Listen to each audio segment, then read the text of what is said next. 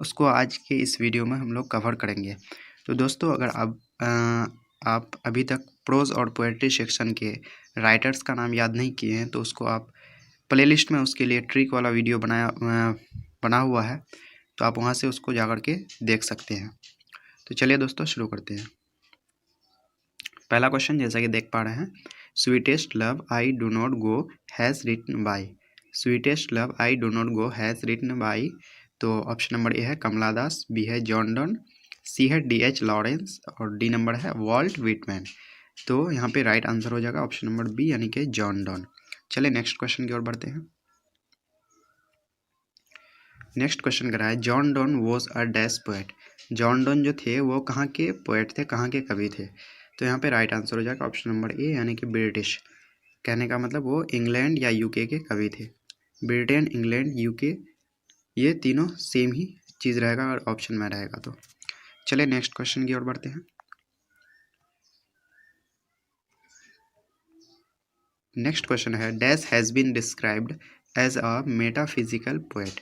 यानी कि किसको डिस्क्राइब किया जाता था एक सैद्धांतिक कवि के रूप में, मेटाफिजिकल पोएट के रूप में? तो यहाँ पे जैसे कि चार ऑप्शन देख पा रहे हैं, डी नंबर ऑप्शन है नन ऑफ द एबव। तो यहाँ पे राइट आंसर हो जाएगा ऑप्शन नंबर सी यानी कि जॉन डॉन राइट आंसर होगा। चलिए नेक्स्ट क्वेश्चन की ओर बढ़ते हैं। नेक्स्ट क्वेश्चन काफ़ी इंपॉर्टेंट क्वेश्चन है, बोल रहा है John Donne was born in.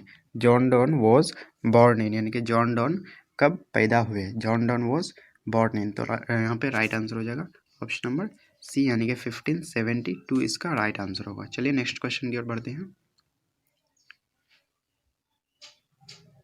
Next question है, John Donne was died in. John Donne was died इन, तो यहाँ पे राइट आंसर हो जाएगा ऑप्शन नंबर बी यानी कि 1631। यानी कि जॉन डॉन की जो है उसकी मृत्यु हुई थी 1631 को और वो पैदा हुए थे 1572 को। तो ध्यान रखेंगे इसको। चलिए नेक्स्ट क्वेश्चन की ओर बढ़ते हैं। नेक्स्ट क्वेश्चन कर रहा है, where was John Donne born. Where was John Donne born यानी कि जॉन डॉन की पैदाइश कहाँ पे हुई थी? तो यहाँ पे राइट आंसर हो जाएगा ऑप्शन नंबर सी यानी कि लंदन। जैसे कि जानते हैं हम लोग उसकी पैदाइश इंग्लैंड में हुई थी, तो इंग्लैंड के शहर लंदन में उसकी पैदाइश हुई थी। चलिए अब हम लोग नेक्स्ट क्वेश्चन की ओर बढ़ते हैं। नेक्स्ट क्वेश्चन कर रहा है, John Donne was born in which family. John Donne जो है वो पैदा हुए थे, उसका जन्म हुआ था किस फैमिली में? तो राइट आंसर हो जाएगा ऑप्शन नंबर ए यानी कि रोमन कैथोलिक। रोमन कैथोलिक इसका राइट आंसर होगा। चलिए नेक्स्ट क्वेश्चन की ओर बढ़ते हैं। नेक्स्ट क्वेश्चन है, John don is well known for his dash. John Donne is well known for his dash, तो जॉन डॉन को जाना जाता था, काफ़ी जाने जाते थे किसके लिए? तो ऑप्शन ए है सॉन्ग एंड सोनेट्स, बी है sermons एंड सी है सेटायर्स एंड एलेजीज और डी नंबर में है ऑल ऑफ दीज। यानी कि यहाँ पे राइट आंसर हो जाएगा ऑप्शन नंबर डी यानी कि इन सभी के लिए उसको जाने जाते थे, काफ़ी ये मशहूर थे। चलिए नेक्स्ट क्वेश्चन की ओर बढ़ते हैं। नेक्स्ट क्वेश्चन कह रहा है, sweetest love I do not go has address to. Sweetest love I do not go जो है ये एड्रेस किया गया, संबोधित किया गया किसको? तो हिज वाइफ यानी कि अपनी वाइफ को। यहाँ पे राइट आंसर हो जाएगा ऑप्शन नंबर सी। चलिए नेक्स्ट क्वेश्चन की ओर बढ़ते हैं हम लोग। नेक्स्ट क्वेश्चन है, the name of John Donne's wife is. John Donne की पत्नी का, वाइफ का क्या नाम है? तो काफ़ी इंपॉर्टेंट क्वेश्चन है, तो यहाँ पे राइट आंसर हो जाएगा ऑप्शन नंबर बी यानी कि एन ए मोड़े। जॉन डॉन्स की वाइफ का नाम है एन ए मोड़े। चलिए नेक्स्ट क्वेश्चन की ओर बढ़ते हैं। नेक्स्ट है, sweetest love I do not go is a oblique an. Sweetest love I do not go क्या है? तो ये एक लिरिक है, तो ध्यान रखेंगे एक क्या है, लिरिक। चलिए नेक्स्ट क्वेश्चन की ओर बढ़ते हैं। नेक्स्ट क्वेश्चन है, according to the poet one who meets must dash. यानी कि पोएट के अनुसार जो भी कभी मिलता है तो उसको क्या होना पड़ता है, ज़रूर डिपार्ट, यानी कि उसको बिछड़ना ज़रूर पड़ता है। कहने का मतलब कोई भी अगर यहाँ पे इस दुनिया में आएगा तो उसको जाना एकदम बिल्कुल क्या है, निश्चित है। चलिए नेक्स्ट क्वेश्चन की ओर बढ़ते हैं।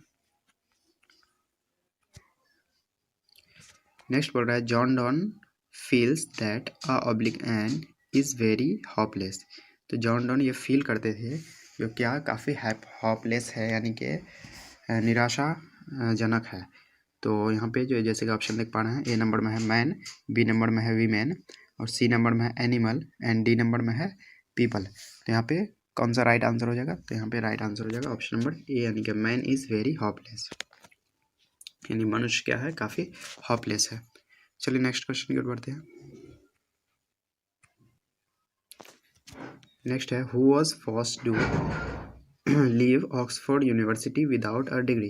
किसको फोर्स किया गया ऑक्सफोर्ड यूनिवर्सिटी छोड़ने के लिए बिना डिग्री लिए हुए, यानी कि मजबूर कर दिया गया उसको? तो यहाँ पे राइट आंसर हो जाएगा ऑप्शन नंबर सी, यानी कि जॉन डॉन।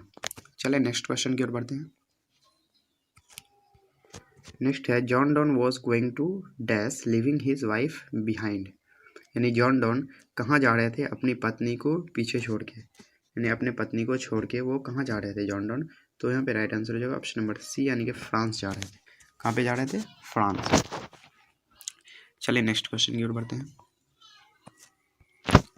नेक्स्ट है, dash wants to gladly accept death? कौन जो है डेथ को बिल्कुल खुशी खुशी, मौत को बिल्कुल खुशी खुशी एक्सेप्ट करना चाहते थे?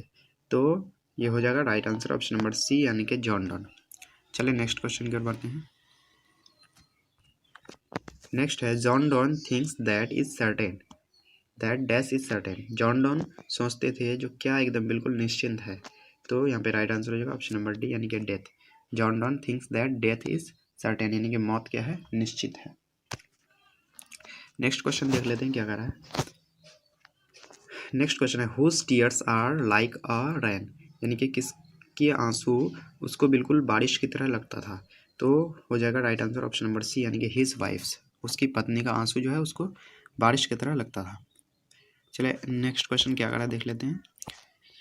नेक्स्ट क्वेश्चन कह रहा है, the poet John Donne is better than the dash, यानी कि अब इसमें जो है बुक में जो पोएट जॉन डॉन है उसको किससे बेहतर बताया गया है? तो सन से, यानी कि option number B right answer होगा। काफ़ी इंपॉर्टेंट क्वेश्चन है, ध्यान देंगे।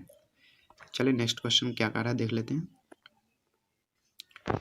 नेक्स्ट क्वेश्चन कर रहा है, अ पोएम और song that expresses sadness.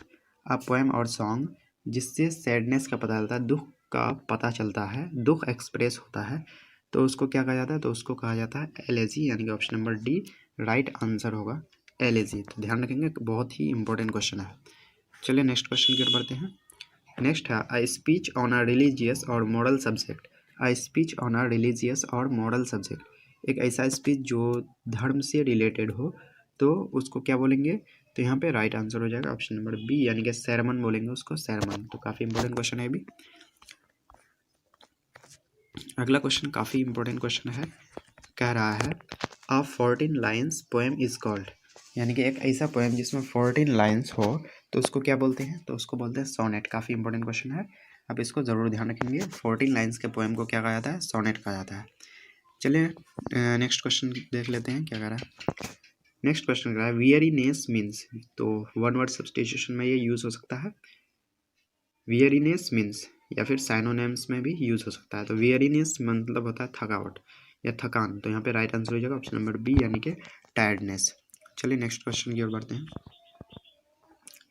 Next question कर रहा है, व्हाट डज द वर्ड थी means, what does the word the mean, यानी कि आपके बुक में जो वर्ड दी है उसका क्या मीनिंग है? तो यहाँ पे राइट आंसर हो जाएगा ऑप्शन नंबर डी, यानी कि यू। चलिए अगला क्वेश्चन क्या कर रहा है। अगला क्वेश्चन कह रहा है, what does the word hath means, what does the word hath means, यानी कि हैथ वर्ड का क्या मीनिंग है? तो यहाँ पे राइट आंसर हो जाएगा ऑप्शन नंबर सी, यानी कि हैज़। चलिए अगला क्वेश्चन क्या कर रहा है। नेक्स्ट क्वेश्चन कर रहा है, who has to die one day, who has to die one day, किसको एक न एक दिन मरना है? तो सभी को, तो हम लोग को पता है, तो everyone has to die one day. अगला क्वेश्चन कर रहा है, O how dash is man's power, O how dash is man's power, यानी कि कितना मनुष्य की शक्ति कितना कमज़ोर है, यानी कि ओ हाउ फीबल, यानी कि राइट आंसर हो जाएगा ऑप्शन नंबर सी। तो काफ़ी इंपॉर्टेंट क्वेश्चन है, ध्यान रखेंगे। तो यहाँ पे जो है हम लोग पोएट्री सेक्शन के पहला चैप्टर, यानी कि sweetest love I do not गो का इंपॉर्टेंट ऑब्जेक्टिव क्वेश्चन को हम लोग कवर कर चुके हैं। अगर आपको वीडियो, दोस्तों अगर अभी तक आप प्रोज और पोएट्री सेक्शन के राइटर्स का नाम याद नहीं किए हैं तो उसके लिए मैं ट्रिक का वीडियो बना चुका हूँ, तो आप उसको प्लेलिस्ट में जाकर के देख सकते हैं, आपके लिए काफ़ी हेल्पफुल होगा। बिल्कुल भी याद रखने में किसी भी तरह की कोई परेशानी नहीं होगी। तो चलिए दोस्तों शुरू करते हैं। फर्स्ट क्वेश्चन जैसा कि देख पा रहे हैं, बोल रहा है, song of myself has penned by. तो यहाँ पे आपको रिटेन बाई, पेंड बाई या कंपोस्ट बाई, ये सारा कुछ दे सकता है। तो सॉन्ग ऑफ माई सेल्फ को पेंड किया गया है, तो ये किया गया है यानी कि वॉल्ट विटमैन के द्वारा। Option number D right answer होगा। चलिए नेक्स्ट क्वेश्चन की ओर बढ़ते हैं। नेक्स्ट क्वेश्चन है Walt Whitman was born in. Walt Whitman was born in यानी कि वॉल्ट विटमैन पैदा हुए थे, तो कब पैदा हुए थे? तो option number D right answer होगा, यानी कि 1819 को, 1819 को वो पैदा हुए थे। चलिए नेक्स्ट क्वेश्चन की ओर बढ़ते हैं। नेक्स्ट है Walt Whitman was died in. Walt Whitman was died in यानी वॉल्ट विटमैन की मृत्यु हुई थी, तो कब हुई थी? तो यहाँ पे राइट आंसर हो जाएगा ऑप्शन नंबर सी, यानी कि 1892 को। चलिए नेक्स्ट क्वेश्चन की ओर बढ़ते हैं। नेक्स्ट है Walt Whitman has belong to. Walt Whitman कहाँ से बिलोंग करते थे? तो वॉल्ट विटमैन बिलोंग करते थे यूएसए से। तो यूएसए के आगे द लगता है, यूके यूनाइटेड किंगडम के आगे भी द लगता है, ये सब ध्यान रखेंगे आप। और यूएसए के भी आगे द लगता है, यूएसएसआर के भी आगे द का यूज़ होता है। तो यहाँ पे हो जाएगा Walt Whitman has belong to तो द यूएसए। तो यूएसए में कहाँ वो पैदा हुए थे? तो न्यूयॉर्क में, ध्यान रखेंगे न्यूयॉर्क सिटी में। चलिए नेक्स्ट क्वेश्चन की ओर बढ़ते हैं। वही क्वेश्चन आगे कह रहा है Walt Whitman was born in which city of the USA. तो यूएसए के किस सिटी में वॉल्ट विटमैन पैदा हुए? तो यहाँ पे राइट आंसर हो जाएगा ऑप्शन नंबर बी, यानी कि न्यूयॉर्क सिटी में। चलिए नेक्स्ट क्वेश्चन की ओर बढ़ते हैं। नेक्स्ट क्वेश्चन कह रहा है Walt Whitman is dash years old. Walt Whitman कितने साल के थे? तो यहाँ पे राइट आंसर हो जाएगा ऑप्शन नंबर सी, यानी कि 37। तो बुक के अकॉर्डिंग वो 37 ईयर्स के थे। चलिए अब हम लोग नेक्स्ट क्वेश्चन की ओर बढ़ेंगे। तो यहाँ पे काफ़ी इंपॉर्टेंट क्वेश्चन है, कह रहा है who is known as the people's poet. किसको लोगों का कवि कहा जाता था? तो पीपल्स पोएट कहा जाता था किसको? वॉल्ट विटमैन को, यानी कि option number B right answer होगा। चलिए नेक्स्ट क्वेश्चन की ओर बढ़ते हैं। नेक्स्ट क्वेश्चन है who is the speaker in song of myself. तो सॉन्ग ऑफ माई सेल्फ में स्पीकर कौन है, यानी कि लिखा किसके द्वारा गया है? तो जैसे कि जानते हैं ऑप्शन नंबर सी हो जाएगा वॉल्ट विटमैन। चलिए आगे देख लेते हैं क्या कह रहा है। यहाँ पे है Walt Whitman's poems are. Walt Whitman का पोएम्स इनमें से कौन कौन है? तो यहाँ पे राइट ऑप्शन नंबर ए है लिप्स ऑफ ग्रास, बी है ड्रम टैप्स और सी है ए एंड बी बोथ। तो यहाँ पे राइट आंसर हो जाएगा ऑप्शन नंबर सी, यानी कि A and B both. Leaves of grass भी है और ड्रम टैप्स भी है। चलिए नेक्स्ट क्वेश्चन की ओर बढ़ते हैं। नेक्स्ट क्वेश्चन है leaves of grass was published in which year. Leaves of grass जो उसका पोएम है वो किस ईयर को पब्लिश हुआ? तो यहाँ पे राइट आंसर हो जाएगा ऑप्शन नंबर बी, यानी कि 1855 को। चलिए नेक्स्ट क्वेश्चन की ओर बढ़ते हैं। नेक्स्ट है drum taps was publish in. Drum taps जो उसका पोएम है वॉल्ट विटमैन का, तो वो कब पब्लिश किया गया? तो यहाँ पे राइट आंसर हो जाएगा ऑप्शन नंबर बी, यानी कि 1865 को। तो ध्यान रखेंगे पहले लिप्स ऑफ ग्रास हुआ था 1855 को, उसके जस्ट 10 ईयर्स आफ्टर क्या हो गया था? 1865 में ड्रम टैप्स। चलिए अगला क्वेश्चन देख लेते हैं। नेक्स्ट क्वेश्चन कह रहा है who says every atom of blood is the same in all human beings. यानी किसने कहा जो सभी मनुष्य का जो ब्लड होता है, ब्लड का प्रत्येक कण वो बिल्कुल क्या होता है? सेम होता है। यानी कि सभी मनुष्य के ब्लड का प्रत्येक कण क्या होता है? एवरी एटम क्या होता है? बिल्कुल सेम होता है। तो ये कहते हैं वॉल्ट विटमैन, यानी कि option number D right answer होगा। काफ़ी इंपॉर्टेंट क्वेश्चन है, इसको ध्यान रखेंगे आप लोग। चलिए नेक्स्ट क्वेश्चन की ओर बढ़ते हैं। नेक्स्ट है I celebrate my self and Singh my self. I celebrate my self and Singh my self, यहाँ पे ये किसके द्वारा लिखा गया है? तो सॉन्ग ऑफ माई सेल्फ के तरह ही लगता है ये, तो ये हो गया ऑप्शन नंबर बी, यानी कि वॉल्ट विटमैन के द्वारा। चलिए 14 नंबर क्वेश्चन क्या कह रहा है? कह रहा है the poet in song of my self dash for himself. यानी कि सॉन्ग ऑफ माई सेल्फ में जो पोएट है वो किसके लिए क्या कर रहा है? अपने लिए तो गा रहा है, यानी कि ऑप्शन नंबर सी, यानी कि सिंग्स हो जाएगा। चलिए नेक्स्ट क्वेश्चन की ओर बढ़ते हैं। नेक्स्ट क्वेश्चन काफ़ी इंपॉर्टेंट क्वेश्चन है, बोल रहा है the line hopping to cease not till the death. Hopping to cease not till the death is taken from. यानी ये जो लिया गया है लाइन, ये किस से लिया गया है? तो यहाँ पे हो जाएगा ऑप्शन नंबर बी, यानी कि सॉन्ग ऑफ माई सेल्फ से। चलिए अगला क्वेश्चन की ओर बढ़ते हैं। तो बोल रहा है dash is inevitable. Dash is inevitable inevitable, यानी कि कौन इनमें से कौन अनिवार्य है, बिल्कुल अनिवार्य है, ज़रूरी है। तो यहाँ पे हो जाएगा ऑप्शन नंबर ए यानी कि डेथ, यानी कि जो है मौत क्या है, बिल्कुल अनिवार्य है। चलिए अगला क्वेश्चन देख लेते हैं। अगला क्वेश्चन कह रहा है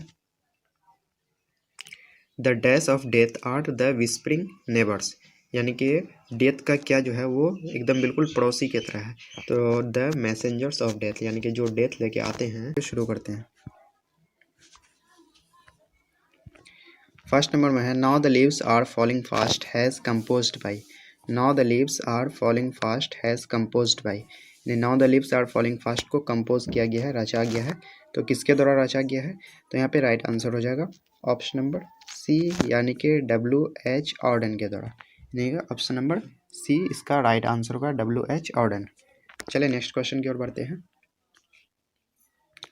नेक्स्ट क्वेश्चन है W.H. Auden was born in, W.H. Auden was born in, यानी कि W.H. ऑर्डन का जन्म हुआ था तो 1907, यानी कि option number C right answer होगा 1907। चलिए नेक्स्ट क्वेश्चन की ओर देख लेते हैं। बोल रहा है W.H. Auden was died in, W.H. Auden was died in, यानी कि W.H. ऑर्डन की जो मृत्यु हुई थी वो हुई थी 1973 में, यानी कि option number D right answer होगा। चलिए fourth number question. Next question कह रहा है W.H. Auden was dash by birth, W.H. Auden जो है वो बाई बर्थ यानी जन्म से क्या थे? तो जन्म से जो W.H. ऑर्डन थे वो क्या थे? डैश बाई बर्थ, तो option number A right answer होगा, option number A right answer होगा, यानी कि वो जन्म से क्या थे? सॉरी, ऑप्शन नंबर बी इसका राइट आंसर होगा। यानी कि वो जन्म से ब्रिटिश थे, यानी कि वो इंग्लैंड के रहने वाले थे। W.H. ऑर्डन जो है वो बर्थ से जन्म से कहाँ के रहने वाले थे?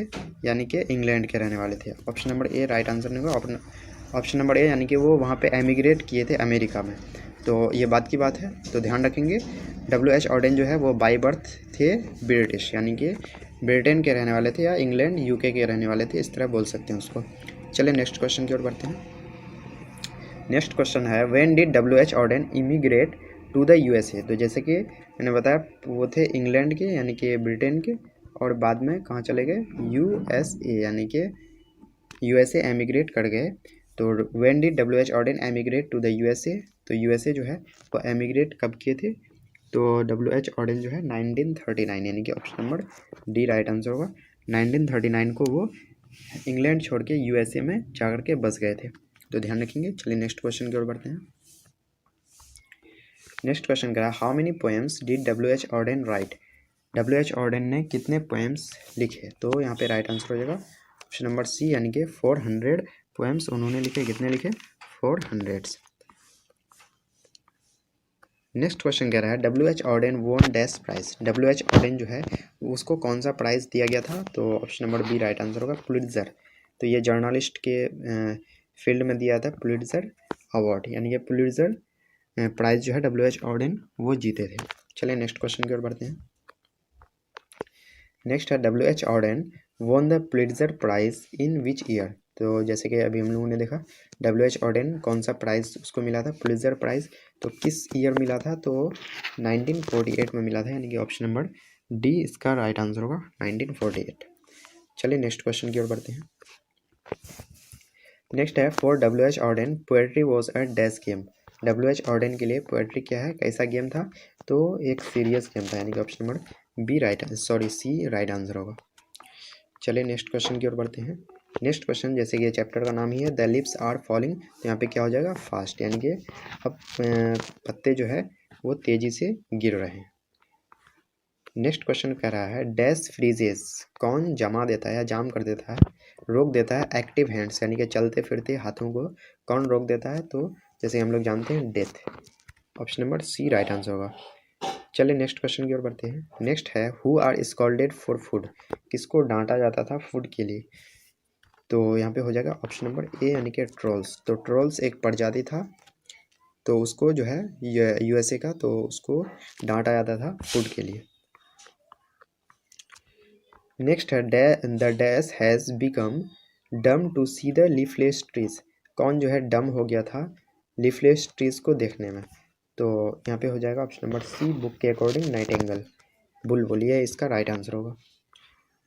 नेक्स्ट क्वेश्चन की ओर बढ़ते हैं। नेक्स्ट क्वेश्चन कह रहा है which thing signifies that nothing is ever lasting. तो बुक के अकॉर्डिंग जो है कौन सा चीज़ दिखाता है जो कोई भी चीज़ हमेशा तक रहने वाला नहीं है। तो यहाँ पे हो जाएगा ऑप्शन नंबर ए यानी कि flower. Option number a flower इसका राइट आंसर होगा। आपके बुक के अकॉर्डिंग फ्लावर इसका राइट आंसर हो जाएगा। चलिए नेक्स्ट क्वेश्चन की ओर बढ़ते हैं। नेक्स्ट क्वेश्चन कर रहा है डैश पर्सन्स आर ट्रेवलर्स। कौन पर्सन्स जो है वो ट्रेवलर्स हैं। तो ऑल्ड पर्सन्स यानी कि option number B right answer होगा। नेक्स्ट क्वेश्चन कह रहा है the travellers are we dash beings. Travellers कौन है, मूविंग टूवर्ड्स आवर डेथ, जो अपने डेथ की तरफ बढ़ रहे हैं। तो the travellers are we human beings यानी कि हम ही मानव है ट्रेवलर्स जो अपने डेथ की तरफ क्या कर रहे हैं, बढ़ रहे हैं। नेक्स्ट क्वेश्चन है the falling leaves refer to the speedily arrival of dash. यानी फॉलिंग लीव्स जो है ये इससे क्या पता चलता है, जो स्पीडली अराइवल ऑफ डेथ यानी कि डेथ का जल्दी जल्दी आना ये फॉलिंग लीव्स से पता चलता है। तो काफ़ी इंपॉर्टेंट है, इसको ध्यान रखेंगे। चलिए नेक्स्ट क्वेश्चन की ओर बढ़ते हैं। In the poem now the leaves are falling fast whispering neighbours stand for. ये जो now the leaves are falling fast है, इस पोएम में विस्परिंग नेबर्स का क्या मतलब होता है। विस्परिंग नेबर्स का मतलब होता है एजेंट ऑफ डेथ या फिर मैसेंजर ऑफ डेथ। इसको बोल सकते हैं मैसेंजर ऑफ डेथ भी बोल सकते हैं। तो ध्यान रखेंगे एजेंट ऑफ डेथ या फिर मैसेंजर ऑफ डेथ। अगला क्वेश्चन कह रहा है in the second line of the poem now the leaves are falling fast nurse stands for. यानी कि now the leaves are falling fast का सेकेंड लाइन में जो नर्स वर्ड आया है ये किसको दिखाता है, स्टैंड किसको करता है, यानी कि इससे क्या पता चलता है। तो एक ट्री, यानी कि इससे एक ट्री का पता चलता है। अगला क्वेश्चन है who is going to their grave. Who is going to their grave, कौन अपने ग्रेव में, कौन अपने कब्र में जा रहा है। तो ह्यूमन बींग्स यानी कि option number B right answer होगा। अगला क्वेश्चन है trolls are called wicked and ugly creatures in dash mythology. यानी कि ट्रोल्स को बहुत ही दुष्ट और भद्दा प्राणी माना जाता है कौन से मैथोलॉजी में। तो स्कैंडिनेवियन मैथोलॉजी में ट्रोल्स को विग्ड यानी कि दुष्ट और भद्दा क्रिएचर्स माना जाता है। अगला क्वेश्चन है dash waterfall could bless the travellers passing through that way. यानी कौन सा वाटरफॉल्स जो है वो जो उसके नीचे से उसके जाते हैं जो भी आदमी वो उसको ब्लेस कर देता है, यानी कि दुआ देता है, तो आशीर्वाद देता है। तो white waterfall option number D right answer होगा। यानी कि जो वाटर गिरता है वो बहुत ही पढ़े हैं। Ode to autumn has written by. Ode to autumn has written by यानी कि ऑड टू ऑटम जो है ये लिखा गया है, किसके द्वारा लिखा गया है। तो यहाँ पे राइट आंसर हो जाएगा ऑप्शन नंबर बी यानी कि जॉन किट्स के द्वारा। यानी कि option number B right answer होगा जॉन किट्स के द्वारा।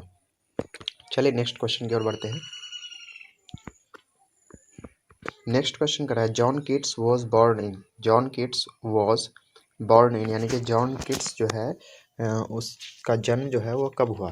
तो यहाँ पे ऑप्शन जैसा कि देख पा रहे हैं ऑप्शन नंबर ए है 1790, ऑप्शन नंबर बी है 1795, ऑप्शन नंबर सी है 18 और ऑप्शन नंबर डी है 1805। तो यहाँ पे राइट आंसर हो जाएगा ऑप्शन नंबर बी यानी कि 1795 में जॉन किट्स का जन्म हुआ था। तो ध्यान रखेंगे, काफ़ी इंपॉर्टेंट क्वेश्चन है।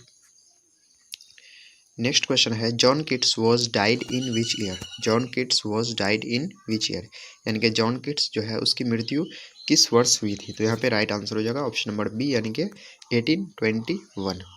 चलिए हम लोग फोर्थ नंबर क्वेश्चन की ओर बढ़ते हैं।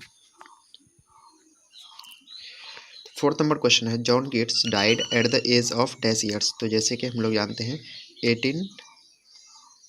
1795 में पैदाइश हुई यानी कि जन्म हुआ और 1821 में उसकी डेथ हुई। तो यहाँ पे अगर इसको हम ये कर देंगे, घटा देंगे तो हो जाएगा यानी कि 26 ईयर्स, यानी कि 26 ईयर्स के एज में उसकी मृत्यु हुई थी। चलिए नेक्स्ट क्वेश्चन की ओर बढ़ते हैं।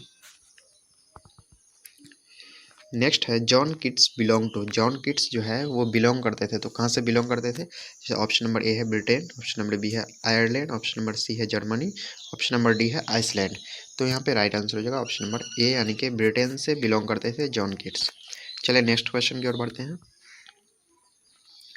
नेक्स्ट है John Keats was a dash poet. John Keats was a dash poet यानी कि जॉन कीट्स को कैसा पोएट समझा जाता था? तो जॉन कीट्स को एक रोमांटिक, यानी कि option number C right answer होगा। जॉन कीट्स क्या थे? एक रोमांटिक पोएट थे, एक रोमांटिक पोएट थे। चलिए नेक्स्ट क्वेश्चन की ओर बढ़ते हैं। नेक्स्ट क्वेश्चन कह रहा है John Keats was a great lover of dash. John Keats was a great lover of dash यानी कि जॉन कीट्स जो है वो किसके बहुत ही ज़्यादा लवर थे, यानी कि बहुत ही ज़्यादा उसको पसंद करते थे, बहुत ही ज़्यादा प्यार करते थे। तो यहाँ पे राइट आंसर हो जाएगा ऑप्शन नंबर सी, यानी कि नेचर। कहने का मतलब जॉन कीट्स जो है वो नेचर यानी कि प्रकृति के बहुत ही ज़्यादा प्यार प्रिय थे, यानी कि प्रकृति को बहुत ज़्यादा वो प्यार करते थे। चलिए नेक्स्ट क्वेश्चन की ओर बढ़ते हैं। नेक्स्ट क्वेश्चन कह रहा है ode to dash is an ode, यानी कि ऑड टू क्या एक ऑड है? ऑड मतलब संबोधन गीत। तो ऑड टू ऑटम, यहाँ पे राइट आंसर हो जाएगा ऑप्शन नंबर डी, यानी कि ode to autumn is an ode, यानी कि ऑड टू ऑटम क्या है?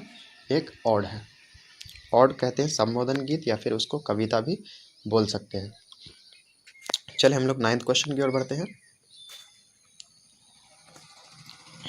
9 नंबर क्वेश्चन है ode to autumn has written in. Ode to autumn has written in यानी कि ऑड टू ऑटम को कब लिखा गया है? तो यहाँ पे राइट आंसर की बात करें तो हो जाएगा ऑप्शन नंबर बी, यानी कि सितंबर 1819। सितंबर 1819 तो काफ़ी इंपॉर्टेंट क्वेश्चन है, आप इसको ज़रूर ध्यान रखेंगे।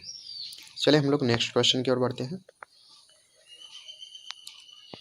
नेक्स्ट क्वेश्चन काफ़ी इंपॉर्टेंट क्वेश्चन कह रहा है John Keats died of. John Keats died of, तो जहाँ पे भी डाइड के बाद ऑफ आ जाएगा तो यानी कि समझ जाना है जो किसी न किसी बीमारी का वहाँ पे नाम होगा। तो यानी कि जॉन कीट्स डाइड ऑफ, यानी कि जॉन कीट्स किस बीमारी के वजह से उसकी मृत्यु हुई थी? तो यहाँ पे राइट आंसर हो जाएगा ऑप्शन नंबर डी, यानी कि ट्यूबरक्लोसिस। ट्यूबरक्लोसिस जिसको शॉर्ट में टीबी भी बोलते हैं। तो आप इसको ज़रूर ध्यान रखेंगे। चलिए नेक्स्ट क्वेश्चन की ओर बढ़ते हैं। नेक्स्ट क्वेश्चन कर रहा है John Keats died in. John Keats died in यानी कि जॉन कीट्स जो है वो उसकी मृत्यु कहाँ पे हुई थी? तो यहाँ पे राइट आंसर हो जाएगा ऑप्शन नंबर सी, यानी कि रोम में हुई थी। तो इटली की जो इटली का जो कैपिटल है रोम, वहीं पे उसकी मृत्यु हुई थी। चलिए नेक्स्ट क्वेश्चन की ओर बढ़ते हैं। नेक्स्ट क्वेश्चन कर रहा है John Keats first volume of poetry entitled poems was published इन। यानी कि जॉन कीट्स का जो फर्स्ट वॉल्यूम है पोएट्री का, जिसका टाइटल है पोएम्स, वो कब पब्लिश हुआ था? यानी कि जॉन कीट्स का जो है पोएट्री का जो पहला वॉल्यूम है एंटाइटल पोएम्स नाम से, वो कब पब्लिश हुआ था? तो यहाँ पे अगर हम बात करें राइट आंसर की, तो यहाँ पे राइट आंसर हो जाएगा ऑप्शन नंबर, यहाँ पे हो जाएगा सी, यानी कि 1817। राइट आंसर 1817 हो जाएगा ऑप्शन नंबर सी। तो चलिए हम लोग नेक्स्ट क्वेश्चन की ओर बढ़ते हैं। नेक्स्ट क्वेश्चन काफ़ी इंपॉर्टेंट क्वेश्चन है। A thing of beauty is a joy for ever. A thing of beauty is a joy for ever is written by. तो ये जो है लिखा गया है, किसके द्वारा लिखा गया है? तो जॉन कीट्स के द्वारा लिखा गया, यानी कि option number C right answer होगा। नेक्स्ट क्वेश्चन करा ode to autumn consists of dash stanzas, यानी कि ऑड टू ऑटम जो है इसमें कितने स्टेंजाज हैं, यानी कि कितने स्टेंजा है इसमें? तो ध्यान रखेंगे 3 स्टेंजा है। ध्यान रखेंगे ऑड टू ऑटम में कितने स्टेंजा है? 3 स्टेंजा है, और हर एक स्टेंजा में 11 लाइन्स है, तो टोटल 33 इसमें लाइन्स होंगे। तो ऑड टू ऑटम में कितने स्टेंजा है? 3 स्टेंजा है, तो ध्यान रखना है इसको। चलिए नेक्स्ट क्वेश्चन की ओर बढ़ते हैं। नेक्स्ट क्वेश्चन वही क्वेश्चन करा each stanza of ode to autumn consist dash line, यानी कि ऑड टू ऑटम का जो प्रत्येक स्टेंजा है, जैसे हम लोग जानते हैं 3 स्टेंजा है, तो उसमें प्रत्येक स्टेंजा में कितने लाइन्स हैं? तो अभी जो मैंने बताया, तो option number B right answer हो जाएगा, यानी कि 11 लाइन्स है इच स्टेंजा में, और ऑड टू ऑटम में टोटल 3 स्टेंजा है, तो टोटल लाइन्स हो जाएगा 33, और एक स्टेंजा में होगा लाइन्स 11। चलिए नेक्स्ट क्वेश्चन की ओर बढ़ते हैं। नेक्स्ट क्वेश्चन है the theme of autumn is, यानी कि ऑटम का थीम क्या है? तो option number B right answer होगा, यानी कि स्कैरसिटी, यानी कि कमी। स्कैरसिटी का मतलब होता है कमी। तो ऑटम में क्या होता है? पत्तियों में कमी हो जाती है। चलिए नेक्स्ट क्वेश्चन की ओर बढ़ते हैं। नेक्स्ट क्वेश्चन करा है trees shed their leaves in dash. Trees जैसे कि हम लोग जानते हैं ट्रीज जो है अपने पत्तियों को झड़ाते हैं, पत्ते को वो कब झड़ाते हैं यानी कि गिरा देते हैं, तो जैसे कि हम लोग जानते हैं ऑटम में यानी कि पतझड़ के ऋतु में ट्रीज जो है अपने पत्तियों को गिरा देते हैं। चलिए नेक्स्ट क्वेश्चन की ओर बढ़ते हैं।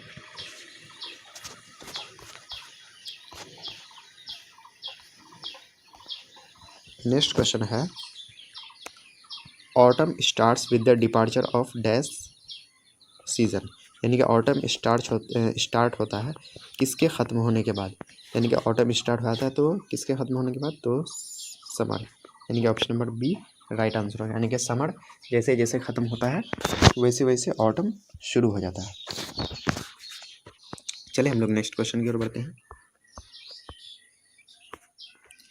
कह रहा है in the dash new leaves and fruits come, यहाँ पे कम होगा आउट ऑन ट्रीज, यानी कि किस ऋतु में न्यू लीव्स नए नए पत्तियाँ और फल जो है ट्रीज में आने लगते हैं।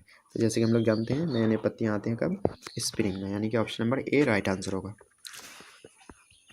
चलिए नेक्स्ट क्वेश्चन की ओर बढ़ते हैं। बोल रहा है dash fills all fruits with ripeness, dash fill all fruits with ripeness, यानी कि कौन सभी फ्रूट्स को पका देता है। तो जैसे कि ऑप्शन है the sun, summer, A and B both और नन ऑफ द एबव। तो जैसे कि जानते हैं जो सन और समर दोनों ही होगा क्योंकि ये दोनों एक दूसरे से रिलेटेड ही है, तो option number C right answer होगा, यानी कि A and B both. First question जैसे कि देख पा रहे हैं आप, an epitaph has composed by, an epitaph has composed by, an epitaph जो है ये कंपोज किया गया है, किसके द्वारा कंपोज किया गया है, तो यानी एन एपिटाफ हो जाएगा ऑप्शन नंबर डी, यानी वॉल्टर डीला मेयर के द्वारा कंपोज किया गया है। चलिए नेक्स्ट क्वेश्चन की ओर बढ़ते हैं। नेक्स्ट क्वेश्चन है Walter de la Mare was born in, Walter de la Mare इस जो है इसका जन्म कब हुआ था, तो यहाँ पे राइट आंसर हो जाएगा ऑप्शन नंबर डी, यानी कि 1873। तो इम्पोर्टेंट क्वेश्चन ये हो जाता है क्योंकि कभी कभी आपका बॉर्न से रिलेटेड है वो भी क्वेश्चन पूछ दिया जाता है। चलिए नेक्स्ट क्वेश्चन की ओर बढ़ते हैं। नेक्स्ट है Walter de la Mare was died in, यानी वॉल्टर डिलामियर जो है वो किस ईस्वी में उसकी मृत्यु हुई, तो यहाँ पे राइट आंसर इसका जो हो जाएगा वो हो जाएगा 1956, यानी कि option number B right answer होगा। चलिए नेक्स्ट क्वेश्चन की ओर बढ़ते हैं हम लोग। नेक्स्ट क्वेश्चन इंपॉर्टेंट क्वेश्चन है Walter de la Mare lost his father at the age of dash years, Walter de la Mare जो है अपने पिता को खो दिया, यानी कि उसके पिता का देहांत हो गया जब वो कितने साल के थे, तो जब वो सिर्फ और सिर्फ 4 साल के थे, यानी कि 4 ईयर्स के थे, तभी उसके पिता का क्या हो गया, देहांत हो गया। तो चलिए हम लोग 5th नंबर क्वेश्चन की ओर बढ़ते हैं। 5th नंबर क्वेश्चन है Walter de la Mare was dash, Walter de la Mare क्या थे, तो ऑप्शन है a poet, a short story writer, C number में अ नॉवेलिस्ट। तो यहाँ पे पोएट भी थे, शॉर्ट स्टोरी राइटर भी थे और नॉवेल भी लिखते थे, तो नॉवेलिस्ट भी हो जाएगा, यानी कि option number D right answer होगा, यानी ऑल ऑफ देम, यानी कि पोएट भी थे, शॉर्ट स्टोरी राइटर भी थे और नॉवेलिस्ट भी थे। चलिए हम लोग नेक्स्ट क्वेश्चन की ओर बढ़ते हैं। नेक्स्ट है who has written a number of poem for children, who has written a number of poem for children, यानी कौन जो है बच्चों पर आधारित या बच्चों के लिए बहुत सारे पोएम्स लिखी है। तो यहाँ पे ये चैप्टर जो है एन एपिटाफ, यहाँ पे बात किसकी हो रही है, तो वॉल्टर डिलामियर, तो राइट आंसर हो जाएगा ऑप्शन नंबर बी। चलिए हम लोग नेक्स्ट क्वेश्चन की ओर बढ़ते हैं। नेक्स्ट है dash is a humorous and ironical poem, यानी कौन जो है एक हास्यपद और व्यंग्यपूर्ण पोएम है, तो यहाँ पे हो जाएगा right answer option number C, यानी कि एन एपिटाफ। चलिए अब हम लोग नेक्स्ट क्वेश्चन की ओर बढ़ते हैं। नेक्स्ट है Walter de la Mare was a dash poet, Walter de la Mare जो है वो पोएट है तो कैसा है, मॉडर्न है, एंशियंट है, मिडल है, नन ऑफ द एबव। तो यहाँ पे जो राइट आंसर होगा वो हो जाएगा ऑप्शन नंबर ए, यानी कि मॉडर्न, क्योंकि वो जो है 20th सेंचुरी से बिलोंग है, तो यहाँ पे राइट आंसर हो जाएगा ऑप्शन नंबर ए, यानी कि मॉडर्न, मॉडर्न पोएट है। अगला क्वेश्चन है Walter de la Mare belong to dash century, तो वॉल्टर डिलामियर जैसे कि हम लोग जानते हैं उसकी जन्म हुआ 1873 में और उसका जो है डेथ हो गया था 1956 में, तो ये 1956 से किस सेंचुरी में आता है, तो 20, तो वो जो है बिलोंग करते थे 20th सेंचुरी से, यानी कि 20वीं शताब्दी से। चलिए अब हम लोग नेक्स्ट क्वेश्चन की ओर बढ़ते हैं।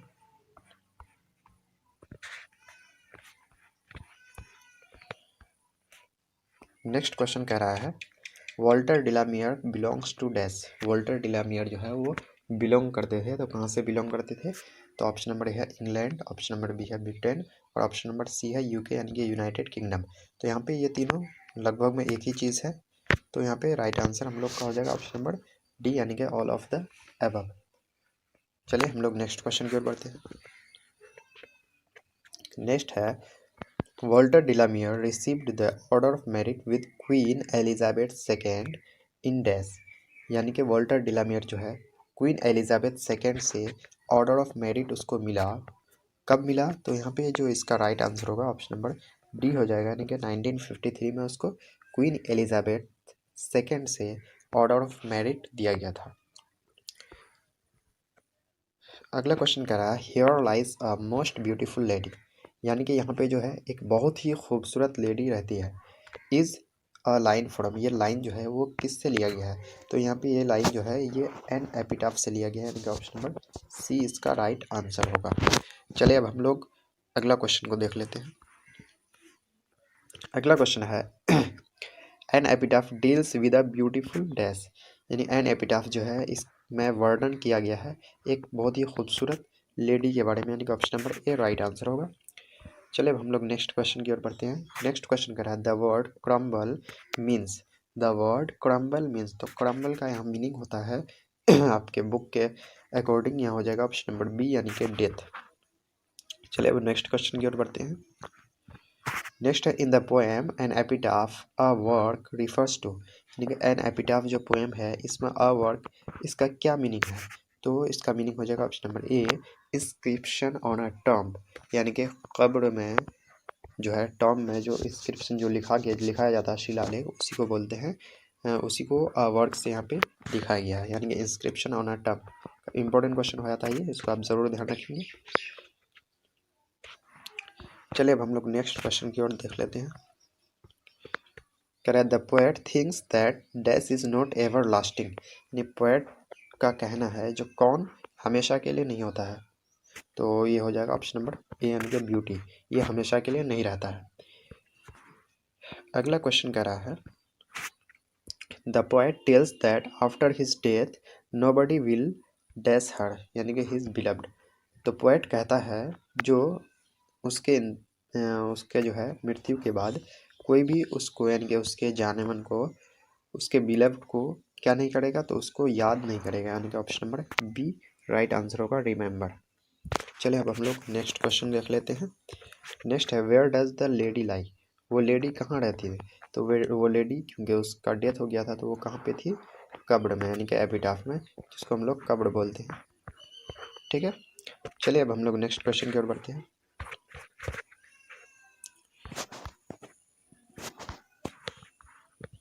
अगला क्वेश्चन कह रहा है the lady mentioned in the poem an epitaph belong to dash country. यानी कि एन एपिटाफ जो पोएम है इसमें जो लेडी मेंशन किया गया है। फर्स्ट क्वेश्चन जैसे कि स्क्रीन पे देख पा रहे हैं, पहला क्वेश्चन है the soldier has penned by. The soldier has penned by, यानी कि सोल्जर जो है वो पेंड किया गया है, तो किसके द्वारा पेंड किया गया? तो रूपर्ट ब्रूक के द्वारा।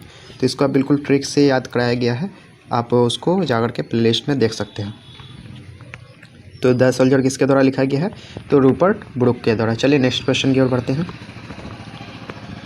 नेक्स्ट क्वेश्चन है Rupert Brooke was born in. Rupert Brooke was born in, तो यहाँ पे राइट आंसर इसका हो जाएगा ऑप्शन नंबर सी, यानी कि 1887 में रूपर्ट ब्रूक का जन्म हुआ। चलिए हम लोग नेक्स्ट क्वेश्चन की ओर बढ़ते हैं। नेक्स्ट क्वेश्चन करा Rupert Brooke was died in. Rupert Brooke was died in, यानी कि रूपर्ट ब्रूक जो है उसकी मृत्यु कब हुई? तो यहाँ पे राइट आंसर जो इसका होगा ऑप्शन नंबर बी होगा, यानी कि 1915 को, यानी कि 1915 को रूपर्ट ब्रूक की मृत्यु हुई। चलिए हम लोग अगला क्वेश्चन देख लेते हैं। नेक्स्ट क्वेश्चन करा Rupert Brooke was died of. Rupert Brooke was died of, यानी कि रूपर्ट ब्रूक जो है वो उसकी जो मृत्यु हुई थी वो किसके कारण हुई थी? किस बीमारी के कारण? डाइट के बाद ऑफ आ गया, तो यहाँ पे कोई ना कोई बीमारी होगा, तो यहाँ पे राइट आंसर हो जाएगा ऑप्शन नंबर सी सेप्टिसेमिया इसको बोलते हैं, शॉर्ट में सेप्सिस भी बोलते हैं। इसका मतलब होता है रक्त विषमता, यानी कि रक्त में जहर का मिल जाना, उसको बोलते हैं सेप्टिसेमिया। तो ध्यान रखेंगे, काफ़ी इंपॉर्टेंट क्वेश्चन ये हो जाता है। चलिए अब हम लोग नेक्स्ट क्वेश्चन की ओर बढ़ते हैं। अगला क्वेश्चन कर रहा है Rupert Brooke died at the age of dash years. Rupert Brooke जो है जैसे कि हम लोग जानते हैं 1887 में उसकी पैदाइश हुई, यानी कि उसका जन्म हुआ, और 1915 में उसका डेथ हो गया। यानी कि कितना साल, तो यहाँ पे देख सकते हैं इधर 13 या 12 मान सकते हैं, इधर 15, यानी कि टोटल 27 ईयर्स हो जाएगा। रूपर्ट ब्रूक जो है वो 27 ईयर्स के एज में उसकी मृत्यु हो गई थी। नेक्स्ट क्वेश्चन कह रहा है हिज फेमस पोएम्स आर, उसका जो है फेमस पोएम्स तो इनमें से कौन कौन सा है, तो यहाँ पे फर्स्ट में है द पीस, नेक्स्ट है द डेड, उसके बाद सी नंबर में है ब्लू इवनिंग। तो यहाँ पे इसका जो राइट आंसर होगा ऑप्शन नंबर डी, यानी कि ये तीनों जो है उसका जो फेमस पोएम्स है। तो ध्यान रखेंगे, ऐसा भी क्वेश्चन दे सकता है जो इनमें से कौन रूपर्ट ब्रूक का पोएम नहीं है, तो 3 ऑप्शन इनमें से दे देगा और एक अलग ऑप्शन दे देगा, तो ऐसा भी हो सकता है। चलिए नेक्स्ट क्वेश्चन की ओर बढ़ते हैं। नेक्स्ट क्वेश्चन कर रहा है dash is remembered as a war poet, किसको वॉर पोएट के रूप में रिमेंबर किया जाता है, यानी कि किसको वॉर पोएट के रूप में जाना जाता है। तो यहाँ पे राइट आंसर होगा ऑप्शन नंबर बी, यानी कि रूपर्ट ब्रूक। अगला क्वेश्चन कह रहा है the soldier is a dash poem, the soldier is a dash poem. तो द सोल्जर जो है ये एक वॉर पोएम है। क्या है, वॉर पोएम, यानी कि ये वॉर वाला पोएम है। द सोल्जर नाम ही से पता चलता है सैनिक है, तो ये वॉर वाला पोएम ही होगा। चलिए अगला क्वेश्चन देख लेते हैं। अगला क्वेश्चन कर रहा है Rupert Brooke praises, Rupert Brooke जो है वो प्रेज किया, प्रशंसा किया, किसके बारे में प्रशंसा किया, तो यहाँ पे जो राइट आंसर हो जाएगा ऑप्शन नंबर ए, यानी कि इंग्लैंड के बारे में, क्योंकि वो इंग्लैंड के ही थे इसलिए इंग्लैंड के बारे में वो इसमें प्रशंसा की है। चलिए अब हम लोग 10 नंबर क्वेश्चन देख लेते हैं। 10 नंबर क्वेश्चन कर रहा है the soldier belong to dash, soldier जो है वो जो सैनिक थे वो कहाँ से बिलोंग करते थे, तो वो बिलोंग करते थे इंग्लैंड से। Option number B right answer होगा। अगला क्वेश्चन वेरी इंपॉर्टेंट क्वेश्चन, इसको जितना वेरी वेरी बोला जाए उतना कम है, काफ़ी इंपॉर्टेंट क्वेश्चन है। इसमें कह रहा है the poem consisting of dash lines is a sonnet, यानी कि एक ऐसा पोएम जिसमें कितना लाइन हो जो उसको सोनेट कहेंगे हम, यानी कि सोनेट जो होता है उसमें कितना लाइन्स होते हैं, तो उसमें होते हैं 14 लाइन्स, यानी कि option number C right answer होगा। यानी कि एक सोनेट में कितने लाइन्स होते हैं, तो 14 लाइन्स होते हैं। काफ़ी इंपॉर्टेंट क्वेश्चन है। नेक्स्ट क्वेश्चन है the first dash lines are called octave, तो ऑक्टा मतलब होता है 8, यानी कि जो सोनेट है उसमें 14 लाइन्स, उसमें जो पहला जो शुरुआत का जो 8 लाइन्स होता है उसको बोलते हैं ऑक्टेव, यानी कि फर्स्ट 8 लाइन्स। तो राइट आंसर हो जाएगा ऑप्शन नंबर सी। चलिए अब हम लोग नेक्स्ट क्वेश्चन की ओर बढ़ते हैं। नेक्स्ट क्वेश्चन जैसे कि सोनेट में 14 टोटल लाइन्स होते हैं, उसमें 8 लाइन्स ऑक्टेव, तो बचा 6 लाइन्स, तो जो लास्ट 6 लाइन्स है उसको क्या बोलते हैं, सेस्टेड बोलते हैं, यानी कि last 6 lines are known as sestet, यानी कि लास्ट का जो 6 लाइन है उसको क्या कहा जाता है, सेस्टेड कहा जाता है। तो आप इसको ज़रूर ध्यान रखेंगे। चलिए अगला क्वेश्चन देख लेते हैं। नेक्स्ट क्वेश्चन है the images and praises of dash run through both the stanzas, यानी कि जो सोनेट है उसमें 2 स्टेंजा था, एक 8 लाइन का, एक 6 लाइन का। तो इसमें जो है इन दोनों स्टेंजाज में किसके बारे में यहाँ पे प्रशंसा किया गया है, तो किसके बारे में किया गया है, इंग्लैंड के बारे में, क्योंकि वो इंग्लैंड से ही बिलोंग करते थे। चलिए हम लोग नेक्स्ट क्वेश्चन की ओर देख लेते हैं। Next the poet was a dash, the poet was a dash, poet क्या थे, तो एक सोल्जर थे, यानी कि option number B right answer होगा, सैनिक थे वो। अगला क्वेश्चन की ओर बढ़ते हैं। नेक्स्ट है who was going to foreign country, यानी कि कौन जो है विदेश जा रहे थे, दूसरे देश जा रहे थे, तो कौन जा रहे थे, soldier. Option number B right answer होगा। अगला क्वेश्चन कह रहा है the speaker is not afraid of, the speaker is not afraid of, यानी कि स्पीकर को, यानी कि जो सोल्जर है उसको डर नहीं लगता है, डर नहीं लग रहा था किससे, तो डेथ से। Option number B right answer होगा। वैसे भी जो सोल्जर होते हैं उसको डेथ से डर नहीं होता है। चलिए अब हम लोग नेक्स्ट क्वेश्चन की ओर बढ़ते हैं।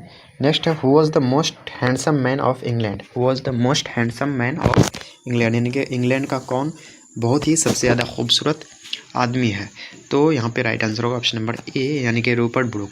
तो ध्यान रखेंगे ये most handsome man of England Rupert Brooke को कौन कहे थे, तो W.B. यीट्स कहे थे। ध्यान रखेंगे W.B. यीट्स कहे थे। चलिए अगला क्वेश्चन देख लेते हैं।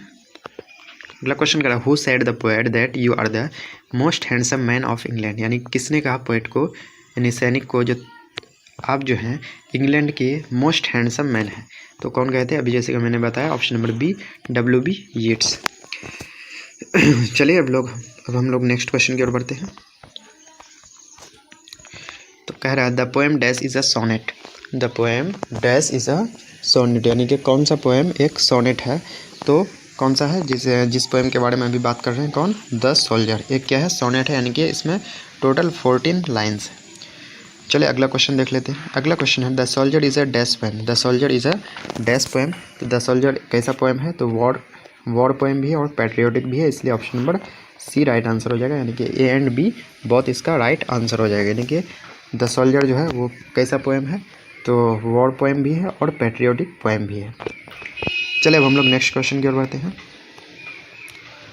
अगला क्वेश्चन कर रहा है द सोल्जर डील्स विद, यानी कि सोल्जर जो है वो डील्स कर रहा है, किससे डील, मतलब किसके बारे में वर्णन कर रहा है, तो ये वर्णन कर रहा है ऑप्शन नंबर डी, यानी कि स्कॉटलैंड के बारे में वर्णन कर रहा था। ध्यान रखेंगे ब्रिटेन एक द्वीप है जिसमें एक स्कॉटलैंड है, एक वेल्स है और एक इंग्लैंड है। तो ध्यान रखेंगे ब्रिटेन एक द्वीप है जिसमें स्कॉटलैंड आता है, वेल्स आता है और इंग्लैंड आता है। तो इसमें जो है सोल्जर जो है डील्स कर रहा है, वर्णन कर रहा है, बता रहा है किसके बारे में, स्कॉटलैंड के बारे में। ध्यान रखना है इसको। तो स्कॉटलैंड ब्रिटेन का ही एक पार्ट है। अगला क्वेश्चन जो कर रहा है Rupert Brooke's father was a dash at Rugby school, यानी रूपर्ट ब्रूक के जो पिता थे वो क्या थे, एक रग्बी स्कूल में, तो हाउस मास्टर थे, यानी कि निरीक्षक थे, यानी कि हाउस मास्टर को बोलते हैं निरीक्षक, यानी कि देखभाल करने वाला थे। चले अगला क्वेश्चन देख लेते हैं। अगला क्वेश्चन क्या कर रहा है, अगला क्वेश्चन कह रहा है the place where the soldier would be buried should be treated as the part of dash after his death, यानी कि ऐसा जगह है जहाँ पे सोल्जर को दफनाया जाए, उसको किसके रूप में, द प्लेस वेयर, यानी कि ऐसा जगह जहाँ सोल्जर वुड बी ब्यूरीड, यानी कि सोल्जर को दफनाया जाए, शुड बी ट्रीटेड, उसको इस तरह से ट्रीट करना चाहिए, as the part of dash, यानी कि कहाँ का पार्ट के रूप में उसको ट्रीट करना चाहिए, तो इंग्लैंड के पार्ट के रूप में, यानी कि जहाँ पे भी उसको दफनाया जाए उस वो जगह जो है वो मिट्टी किसकी हो, इंग्लैंड की हो, ऐसा इसमें बताया गया है। तो यहाँ पे राइट आंसर हो जाएगा option number D. Next question क्या कह रहा है, नेक्स्ट क्वेश्चन कह रहा है the poem the soldier gives us a strong sense of dash, यानी कि द पोएम जो है, सोल्जर जो पोएम है, इसमें एक बहुत ही स्ट्रॉन्ग सेंस देता है, किसका, तो पैट्रियोटिज्म का, यानी कि देशभक्ति का, राष्ट्रभक्ति का। चलिए अगला क्वेश्चन देख लेते हैं। अगला क्वेश्चन कह रहा है Rupert Brooke inspired patriotism in the early phase of the dash, यानी कि रूपर्ट ब्रूक के अंदर जो है राष्ट्रभक्ति से वो प्रेरित हुए, तो किस में, तो फर्स्ट वर्ल्ड वार के शुरुआती फेज़ में, यानी कि अर्ली फेज़ में, फर्स्ट वर्ल्ड वार के अर्ली फेज़ में उसके अंदर राष्ट्रभक्ति से वो क्या हो गए, प्रेरित हो गए। अगला क्वेश्चन देख लेते हैं।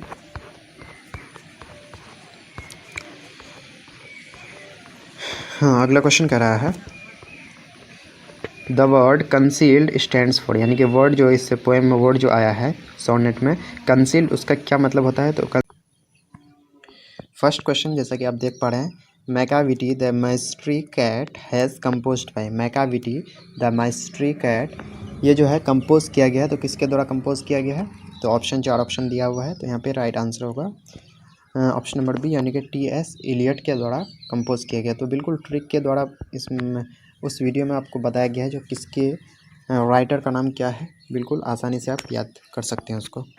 चलिए अब हम लोग नेक्स्ट क्वेश्चन की ओर बढ़ते हैं। नेक्स्ट क्वेश्चन रहा T S. Eliot was born in, यानी टी.एस. इलियट जो है उसका जो जन्म हुआ था, तो कब हुआ था, तो ऑप्शन नंबर डी इसका राइट आंसर होगा, यानी कि 1888, यानी कि 1888 इसका राइट आंसर होगा। चलिए अगला क्वेश्चन देख लेते हैं। अगला क्वेश्चन कर रहा है T S. Eliot was died in, T S. Eliot was died in, यानी टी.एस. इलियट की मृत्यु हुई कब हुई, तो यहाँ पे राइट आंसर हो इसका जो होगा वो हो जाएगा 1965, यानी कि 1888 उसका डेट ऑफ बर्थ है, और उसका जो पास्ट एविड डेट जो है वो 1965 है। ठीक है, तो इसको आप ध्यान रखेंगे। चलिए अगला क्वेश्चन देख लेते हैं। अगला क्वेश्चन है T S. Eliot belong to which century. तो जैसे कि देख रहे हैं 1965 में उसका डेथ हुआ, तो ये किस सेंचुरी में आ जाएगा, तो 20th सेंचुरी, यानी कि राइट आंसर हो जाएगा ऑप्शन नंबर सी, यानी कि टी.एस. इलियट जो है वो बिलोंग करते थे 20वीं सेंचुरी से। अगला क्वेश्चन है थॉमस स्टर्न्स इलियट, यानी कि टी फॉर थॉमस और एस फॉर स्टर्न्स। तो ध्यान रखेंगे टी फॉर थॉमस और एस फॉर स्टर्न्स, यानी पूरा नाम हो गया Thomas Stearns Eliot was a dash poet, यानी कि थॉमस स्टर्न्स इलियट जो थे वो पोएट थे। कहाँ के पोएट थे, तो ये हो जाएगा इसका राइट आंसर अमेरिकन और इंग्लिश, यानी इस वो डेथ बाई बर्थ थे अमेरिकन और बाद में वो इंग्लैंड चले गए थे। तो इसका राइट जो आंसर होगा ऑप्शन नंबर डी हो जाएगा, यानी कि बी एंड सी बोथ, यानी अमेरिकन भी होगा और इंग्लिश भी हो गया। तो ध्यान रखना है इसमें एक चीज़ ध्यान रखना है, टी.एस. इलियट का पूरा नाम टी फॉर थॉमस और एस फॉर स्टर्न्स। और दूसरा चीज़ ध्यान रखना है वो उसका बर्थ अमेरिका में हुआ था, लेकिन वो बाद में चले गए थे इंग्लैंड। तो यहाँ पे राइट आंसर हो जाएगा ऑप्शन नंबर डी। अगला question in T S. Eliot S stands for, यानी टी.एस. इलियट में एस फॉर क्या होता है, तो टी फॉर थॉमस होता है और एस फॉर क्या हो जाएगा, तो एस फॉर हो जाएगा स्टर्न्स, STERNS, यानी कि ऑप्शन नंबर सी इसका राइट आंसर होगा। चलिए अगला क्वेश्चन देख लेते हैं। अगला question T S. Eliot was born in, यानी कि टी.एस. इलियट जो है उसका जन्म हुआ कहाँ पे हुआ उसका जन्म, तो उसका जन्म हो गया ऑप्शन नंबर बी, यानी कि द USA में, the United states of America में उसका जन्म हुआ और वो बाद में फिर कहाँ चले गए, इंग्लैंड चले गए। अगला क्वेश्चन कर रहा है he belong to dash family, he belong to dash family, यानी कि टी.एस. इलियट जो है वो किस फैमिली से बिलोंग करते थे, तो उसका वो जो बिलोंग करते थे वो बोस्टन ब्राह्मण फैमिली से बिलोंग करते थे। अगला क्वेश्चन कह रहा है T S. Eliot move to England in which year, यानी टी.एस. इलियट अमेरिका से इंग्लैंड चले गए, अमेरिका को छोड़ के कब, तो राइट आंसर होगा 1914 में, यानी कि 1914 में। डेट ऑफ बर्थ जो है वो क्या है 1888 और 1914 में कहाँ चले गए, वो इंग्लैंड चले गए। चलिए अगला क्वेश्चन देख लेते हैं। अगला क्वेश्चन है what was the age of T S. Eliot when he move to England, यानी कि जब वो इंग्लैंड गए तो उस वक्त उसका एज क्या था, तो 1888 में उसकी पैदाइश हुई और 1914 में चले गए। तो यहाँ पे इसको अगर हम देखेंगे तो 25 ईयर्स होता है, यानी कि 25 साल होता है इसका। चलिए अगला क्वेश्चन देख लेते हैं। अगला क्वेश्चन कह रहा है in which field T S. Eliot was awarded the Nobel prize, T S. Eliot को जो है नोबेल प्राइज़ दिया गया जो, वो तो किस फील्ड में उसको नोबेल प्राइज़ दिया गया, तो उसको दिया गया था ऑप्शन नंबर डी, यानी कि लिटरेचर, यानी कि साहित्य के फील्ड में उसको नोबेल प्राइज़ दिया गया था, यानी कि लिटरेचर के फील्ड में। कब दिया गया था, 1948 में, 1948 में, ध्यान रखना है इसको। तो अगला क्वेश्चन वही चीज़ कर रहा है T S. Eliot was awarded the Nobel prize for literature in dash, T S. Eliot को नोबेल प्राइज़ दिया गया, किस में दिया गया, लिटरेचर में, और कब दिया गया, तो 1948 में दिया गया। चलिए अगला क्वेश्चन देख लेते हैं। अगर वीडियो आपको अच्छा लगे तो वीडियो को लाइक कर दीजिएगा ज़रूर। अगला क्वेश्चन कर रहा है T S. Eliot was a dash, T S. Eliot क्या थे, तो एक पोएट थे, वर्ड्स ड्रामेटिस्ट थे, क्रिटिक थे, या फिर ऑल ऑफ द एबव। तो यहाँ पे जो तीनों ऑप्शन है ये सारा सही होगा, यानी कि ऑप्शन नंबर टी इसका राइट आंसर होगा, ऑल ऑफ द एबव। तो ध्यान रखिएगा इसको। नेक्स्ट है Macavity is a dash, Macavity जो है वो क्या है, तो एक कैट का नाम है मैकाविटी। अगला क्वेश्चन कह रहा है जो कि काफ़ी इंपॉर्टेंट क्वेश्चन है, द पोएट, यानी कि पोएट किसका नाम है, कौन इसका पोएट है, तो टी.एस. इलियट। ये जो है उस मैकाविटी यानी कि उस कैट का कंपेयर कर रहा है, किससे कर रहा है, तो नेपोलियन से कर रहा है, यानी कि नेपोलियन बोनापार्ट से उस कैट का कंपेरिजन कर रहा है। तो काफ़ी इंपॉर्टेंट क्वेश्चन हो जाता है ये। चलिए अगला क्वेश्चन देख लेते हैं। अगला क्वेश्चन कर रहा है Macavity is the pet cat of dash, Macavity जो है वो पेट कैट है, तो किसका पेट कैट है, पालतू बिल्ली है, तो यहाँ पे हो जाएगा ऑप्शन नंबर बी, यानी कि टी.एस. इलियट का। अगला क्वेश्चन देख लेते हैं। अगला क्वेश्चन कर रहा है dash is a ginger cat, dash is a ginger cat, यानी कि कौन जो है भूरे रंग का बिल्ली है, तो इनमें से कौन भूरे रंग का बिल्ली है, तो यहाँ पे जो बात हो रही है वो किसकी हो रही है, तो मैकाविटी की, option number C right answer हो जाएगा। अगला क्वेश्चन कर रहा है dash is a master of criminal, यानी कि कौन क्रिमिनल का मास्टर है, तो ऑप्शन नंबर राइट आंसर होगा ऑप्शन नंबर ए, यानी कि मैकाविटी जो है वो क्रिमिनल्स का क्या है, मास्टर है। अगला क्वेश्चन की ओर बढ़ते हैं। अगला क्वेश्चन कह रहा है अगला क्वेश्चन है मैकाविटी इज कॉल्ड, मैकाविटी को और किस नाम से जाना जाता था? तो ध्यान रखना है the hidden paw, the hidden paw के नाम से भी मैकाविटी को जाना जाता था। अगला क्वेश्चन कह रहा है dash was tall and thin, कौन जो है टॉल यानी कि लंबा और पतला था? तो कौन था? तो मैकाविटी लंबा और क्या था? पतला था। अगला क्वेश्चन काफ़ी इंपॉर्टेंट क्वेश्चन है, कह रहा है मुंगोजेरी एंड ग्रिडेलबोन आर, मुंगोजेरी और ग्रिडेलबोन वो क्या है? तो ये भी क्या है? कैट का ही नाम है। मुंगोजेरी और ग्रिडेलबोन भी किसका नाम है? कैट का ही नाम है। चलिए अगला क्वेश्चन देख लेते हैं। अगला क्वेश्चन कर रहा है Macavity the mystery cat is a dash, तो Macavity is the mystery cat क्या है? एक तो एक ह्यूमरस स्टोरी है, यानी कि ऑप्शन नंबर ए इसका राइट आंसर होगा। ह्यूमरस स्टोरी क्या है? ह्यूमरस स्टोरी है, यानी कि हास्यवत कहानी है, हंसने वाली कहानी है। तो यहाँ पे राइट आंसर हो जाएगा ऑप्शन नंबर ए। अगला क्वेश्चन देख लेते हैं। नेक्स्ट क्वेश्चन करा है Macavity is the dash of Scotland yard, तो सबसे पहले समझ लेते हैं स्कॉटलैंड क्या होता है, यार्ड क्या होता है। तो इंग्लैंड जो पुलिस है या लंदन पुलिस जो है उसका जो मेन ऑफिस है, मुख्य कार्यालय है, उसी को क्या बोलते हैं? स्कॉटलैंड यार्ड बोलते हैं। तो मैकाविटी जो है वो उस पुलिस के जो कार्यालय था उसके लिए क्या बन गया था? उलझन बन गया था, यानी कि bafflement. Option number A right answer होगा। बैफलमेंट मतलब होता है उलझन। चलिए अगला क्वेश्चन देख लेते हैं।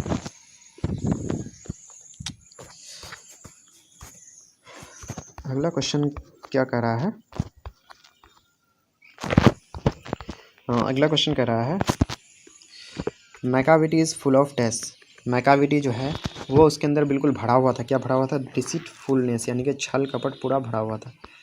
छल कपट जो है वो पूरा उसके अंदर भरा हुआ था। इसी को बोलते हैं इंग्लिश में डिसीटफुलनेस, धोखेबाजी जिसको बोलते हैं। अगला क्वेश्चन क्या कर रहा है? अगला क्वेश्चन कह रहा है T S Eliot's important works are, ये टी एस इलियट का इम्पोर्टेंट वर्क्स इनमें से कौन सा है? तो इनमें से जो यहाँ पे तीन ऑप्शन जो दिया हुआ है तीनों है, तो यहाँ पे राइट आंसर हो जाएगा ऑप्शन नंबर डी, यानी कि ऑल ऑफ द अबव। यानी कि द वेस्ट लैंड भी किसका है? टी एस इलियट का ही है, जो कि पब्लिश हुआ था 1922 में। 4 क्वार्टर्स भी टी एस इलियट का इम्पोर्टेंट वर्क है, पोएम से 1943 में वो पब्लिश हुआ। और एस वेस्टे भी क्या है? उसी का पोएम है। तो ध्यान रखना है, ऐसा ऑप्शन में दे सकता है जो इनमें से कौन टी एस इलियट का पोएम नहीं है। तो आप अगर आपको तीनों याद रहेगा तभी आप चौथा को इग्नोर कर सकते हैं, यानी कि उसको टिक कर सकते हैं। चलिए अगला क्वेश्चन देख लेते हैं।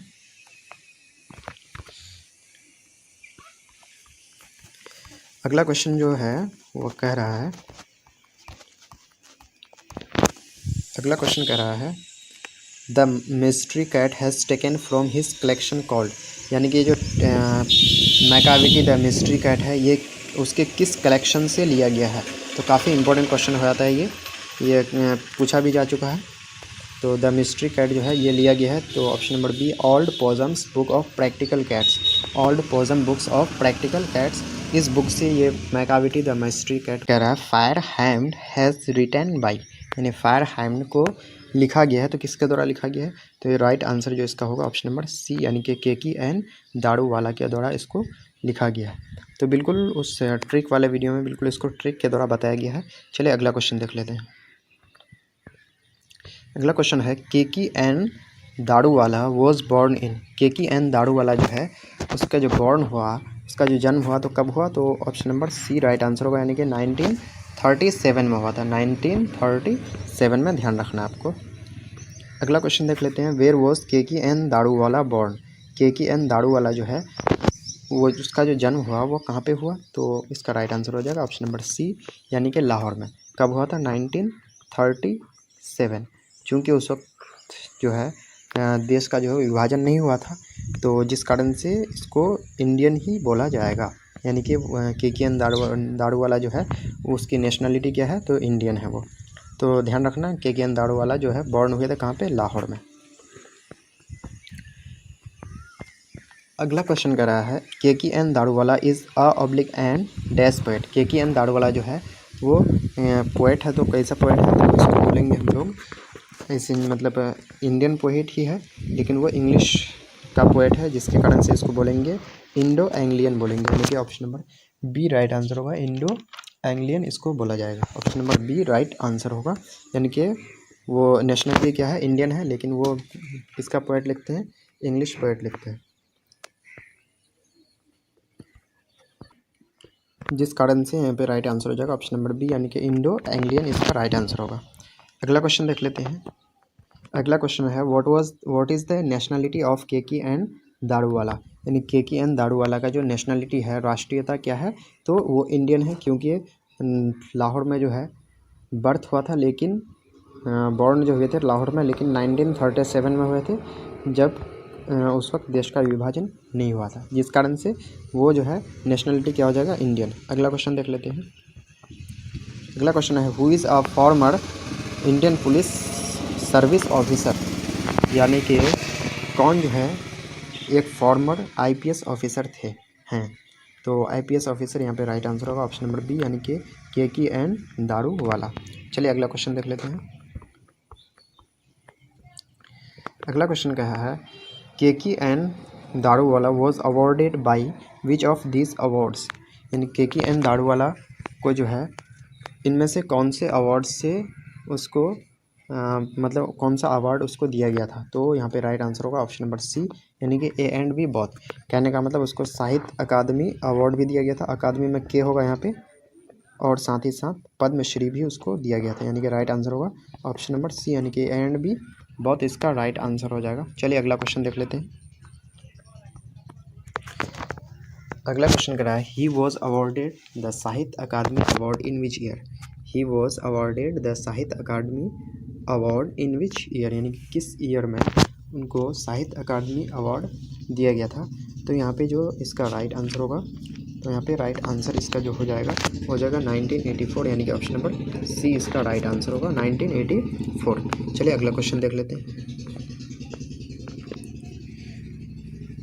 अगला क्वेश्चन जो है वो है ही was awarded the Sahitya Akademi award in 1984 for which of his poetry collection.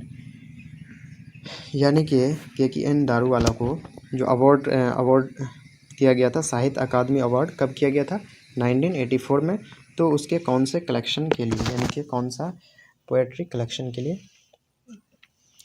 तो यहाँ पे जो इसका राइट आंसर होगा ऑप्शन नंबर यहाँ पे हो जाएगा डी नंबर, यानी कि यहाँ पे डी है the keeper of God. The keeper of God इसका राइट आंसर होगा, द कीपर ऑफ गॉड। यानी कि यहाँ पे दिया हुआ ऑप्शन नंबर डी जो है यहाँ पे इसका राइट आंसर होगा, यानी कि the keeper of the keeper of the dead.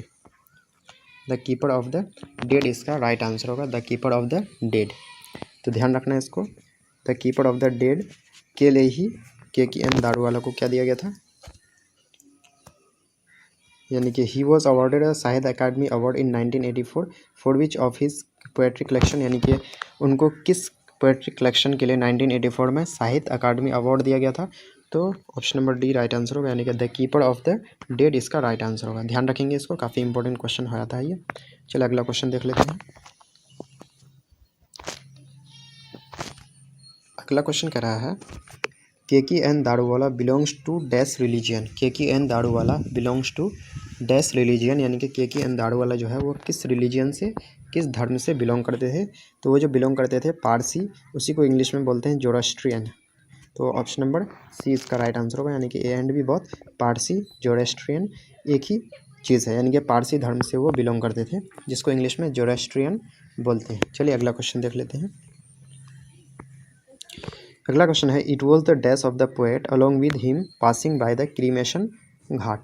यानी कि it was the death of the poet, यानी कि जो पोएट के साथ कौन क्रीमेशन घाट, यानी कि जो शमशान घाट है उससे होकर के जा रहे थे। तो पोएट के साथ कौन थे, तो उसके फादर थे, यानी कि option number B right answer होगा। पोएट के साथ उसके पापा फादर जा रहे थे क्रीमेशन घाट होता हुआ, यानी कि शमशान घाट होता हुआ। अगला है द बर्निंग घाट। बर्निंग घाट मतलब शमशान घाट, जहाँ जो है मृत शरीर को जलाया जाता है, अंतिम संस्कार किया जाता है जहाँ पे। तो burning ghat erupted phosphorus has taken from. The burning ghat आ गया, इसका मतलब कि क्या होगा इसमें, फायर हैंड होगा, यानी कि option number B right answer होगा। अगला क्वेश्चन देख लेते हैं। अगला क्वेश्चन वेरी इंपॉर्टेंट क्वेश्चन है, बोल रहा है tower of silence is related to. यानी कि ध्यान रखना टावर ऑफ साइलेंस ये किस धर्म से रिलेटेड है, तो ये है पारसी धर्म से। तो आपको ऑप्शन में जोरोस्ट्रियन भी दे सकता है, जोरोस्ट्रियन भी दिया जा सकता है। तो ध्यान रखना टावर ऑफ साइलेंस किससे रिलेटेड है, पारसी से रिलेटेड है, पारसी धर्म से रिलेटेड है। तो ध्यान रखना, काफ़ी इंपॉर्टेंट क्वेश्चन हुआ था ये। अगला क्वेश्चन देख लेते हैं। अगला क्वेश्चन है the cremation of dead bodies in dash are somewhat different, यानी कि डेड बॉडीज़ का, मृत शरीर का क्रीमेशन, अंतिम संस्कार किस धर्म में बिल्कुल अलग ढंग से किया जाता है, तो वह है पारसी धर्म में, यानी कि option number D right answer होगा। अगला क्वेश्चन देख लेते हैं। कह रहे who has violated the tradition of his religion by cremating, कौन जो है अंतिम संस्कार करके अपने रिलीजन, अपने धर्म के जो रीति रिवाज था, परंपरा था, उसका वायलेशन किया, उसका उल्लंघन किया, तो कौन किए, तो option number A right answer होगा, यानी कि KKN दारूवाला। अगला क्वेश्चन है consigning his new born son to flames to place 10 years ago, यानी कि अपने जो है न्यू बॉर्न सन को consigning his new born son to flames to place 10 years ago, यानी कि अपने न्यू बॉर्न सन को, न्यू बॉर्न बेबी को फ्लेम यानी कि आग के हवाले कर दिया, कब कर दिया था, तो option number C right answer होगा, यानी कि 22 साल पहले, सॉरी 20 साल पहले, ऑप्शन नंबर सी, यानी कि 20 साल पहले जो है अपने एक बेबी को वो फ्लेम के, ईंधन के, यानी कि आग के हवाले कर दिया था। अगला है the dash child was consigned to fire under compulsion, किस चाइल्ड को मजबूरी के तहत उसको जो है फायर के हवाले कर दिया गया, तो फर्स्ट बॉर्न चाइल्ड, यानी कि option number A right answer होगा। अगला क्वेश्चन है the dash forgets it's dead because sometimes it leaves the dead body half burn, यानी कि कौन जो है भूल जाता है कभी डेड बॉडी को जलाना, क्योंकि वो कभी कभी डेड बॉडी को आधा ही जला करके छोड़ देता है, तो कौन, फायर, क्योंकि फायर में डालने के बाद कभी कभी होता है जो पूरा बॉडी नहीं जल पाता है, कुछ पार्ट बाकी रहता है, इसलिए इसमें कहा गया है जो फायर, जो 4 ऑप्शन है तो उसमें जो राइट आंसर होगा वो हो जाएगा ऑप्शन नंबर सी, यानी कि DH लॉरेंस। DH लॉरेंस जो है वो कंपोज किए थे स्नेक नाम के पोएम को। चलिए नेक्स्ट क्वेश्चन की ओर बढ़ते हैं। नेक्स्ट क्वेश्चन क्या है डेविड हर्बर्ट लॉरेंस, यानी कि D फॉर डेविड और H फॉर हर्बर्ट और लॉरेंस। ध्यान रखना है DH लॉरेंस का पूरा नाम है David Herbert Lawrence. DH Lawrence यानी कि David Herbert Lawrence was born in, यानी कि डेविड हर्बर्ट लॉरेंस का जो जन्म हुआ वो कब हुआ, तो यहाँ पे जैसे कि 4 ऑप्शन देख पा रहे हैं, यहाँ पे राइट आंसर होगा ऑप्शन नंबर बी, यानी कि 1885, 1885 में उनकी पैदाइश यानी कि उनका जन्म हुआ। चलिए अगला क्वेश्चन देख लेते हैं। थर्ड नंबर क्वेश्चन है DH Lawrence was died in, DH Lawrence was died in, DH Lawrence की मृत्यु हुई तो कब हुई, तो यहाँ पे राइट आंसर होगा ऑप्शन नंबर डी, यानी कि 1930, यानी कि 1930 में उनकी मृत्यु हुई थी। चलिए अगला क्वेश्चन देख लेते हैं। अगला क्वेश्चन क्या है DH Lawrence died of, DH Lawrence की जो मृत्यु हुई थी वो किस बीमारी के कारण हुई थी, तो यहाँ पे हो जाएगा ट्यूबरक्लोसिस, यानी कि जिसको शॉर्ट में TB बोलते हैं। ऑप्शन नंबर ए इसका राइट आंसर होगा। DH लॉरेंस की जो मृत्यु हुई वो किससे हुई, तो TB से हुई, ट्यूबरक्लोसिस से हुई। अगला क्वेश्चन देख लेता है। अगला क्वेश्चन है DH Lawrence belong to dash, DH Lawrence जो है वो कहाँ से बिलोंग करते थे, DH लॉरेंस कहाँ से बिलोंग करते थे, तो यहाँ पे राइट आंसर इसका जो होगा ऑप्शन नंबर डी, यानी कि ब्रिटेन। DH लॉरेंस कहाँ से बिलोंग करते थे, ब्रिटेन से बिलोंग करते थे। चलिए अगला क्वेश्चन देख लेते हैं। अगला क्वेश्चन कर रहा है DH Lawrence was dash, DH Lawrence was dash, DH Lawrence क्या थे, तो पोएट थे, ऑथर थे, जर्नलिस्ट थे यानी कि पोएट भी थे, ऑथर भी थे, जर्नलिस्ट भी थे, जिस कारण से राइट आंसर होगा ऑप्शन नंबर डी, यानी कि all of the above. Right answer हो जाएगा ऑल ऑफ द अबव। अगला क्वेश्चन देख लेते हैं। अगला क्वेश्चन कर रहा है his important works are, his important works are, यानी कि उनका, यानी कि DH लॉरेंस का जो इम्पोर्टेंट वर्क है तो कौन सा है, तो सन्स एंड लवर्स जो कि पब्लिश हुआ 1913 में, वीमेन इन लव जो कि पब्लिश हुआ 1920 में, द रेनबो जो पब्लिश हुआ 1915 में, तो ये तीनों उसके इंपॉर्टेंट वर्ड्स थे, जिस कारण से राइट आंसर होगा ऑप्शन नंबर डी, यानी कि ऑल ऑफ द अबव इसका राइट आंसर होगा, यानी कि राइट आंसर होगा ऑल ऑफ द अबव। तो यहाँ पे ध्यान रखेंगे ये तीनों उनके इम्पोर्टेंस वर्ड्स थे, उन इम्पोर्टेंट बुक्स थे, तो ध्यान रखना है। आपको ऐसा भी क्वेश्चन दे सकता है जो इनमें से कौन D.H. लॉरेंस का इम्पोर्टेंट वर्क नहीं है, तो यहाँ पे 3 ऑप्शन इनमें से दे देगा और चौथा कोई दूसरा दिया जा सकता है। तो आपको अगर ये तीनों याद रहेगा तभी आप टिक लगा पाएंगे। चलिए अगला क्वेश्चन देख लेते हैं। नेक्स्ट क्वेश्चन है the poet had gone to water trough. Trough मतलब गर्त या फिर गड्ढा उसको बोल सकते हैं हम आम भाषा में, गर्त होता है trough. The poet had gone यानी कि पोएट गया टू वाटर ट्रफ, वाटर के गर्त में, वाटर के गड्ढे में, टू ड्रिंक तो क्या करने के लिए, टू ड्रिंक वाटर यानी कि वाटर पीने के लिए वहाँ पे गए थे। अगला क्वेश्चन देख लेते हैं। अगला क्वेश्चन है a dash is mentioned in the poem snake, यानी कि पोएम स्नेक जो है इसमें किस चीज़ के, किस ट्री के बारे में मेंशन किया गया है, बताया गया है, तो एक कैरोब ट्री के बारे में बताया गया। Option number B right answer होगा। कैरोब ट्री जो है वो पी यानी कि मटर फैमिली का ही एक ट्री होता है, तो ध्यान रखना इसको, कैरोब ट्री के बारे में उसमें बताया गया है। अगला क्वेश्चन है it was a dash day when the poet saw snake, तो ज़्यादातर जो स्नेक है वो गर्मी के दिन में ही देखा जाता है इधर उधर जाते हुए, तो it was a hot day यानी कि कैसा दिन था, गर्मी का दिन था जब पोएट जो है स्नेक को देखे थे। अगला क्वेश्चन है the poet had a dash to fill with, यानी कि पोएट के पास क्या था उसको भरने के लिए, तो एक पिचर था, पिचर मतलब पिचकारी उसको कह सकते हैं, या फिर घड़ा, घड़ा इसको बोल सकते हैं, घड़ा या मटका था, क्या करने के लिए, भरने के लिए, तो ध्यान रखना है इसको। चलिए हम लोग नेक्स्ट क्वेश्चन की ओर देख लेते हैं। नेक्स्ट क्वेश्चन, हाँ तो यहाँ पे क्या था, पिचर यानी कि घड़ा या फिर मटका था। अगला क्वेश्चन है the poet was wearing dash, the poet was wearing dash यानी कि पोएट क्या पहने हुए थे, तो वो पहने हुए थे पायजामा, यानी कि option number C right answer होगा। पोएट जो है वो क्या पहने हुए थे, पायजामा पहने हुए थे, तो ध्यान रखना है। चलिए अगला क्वेश्चन देख लेते हैं। अगला है a snake appears on a trough of the dash to sip water, एक स्नैक देखा गया था किसके ट्रफ में, एक स्नैक देखा गया था ट्रफ में डैश टू सिप वाटर, यानी किसके द्वारा देखा गया था, तो पोएट के द्वारा। अगला क्वेश्चन देख लेते हैं।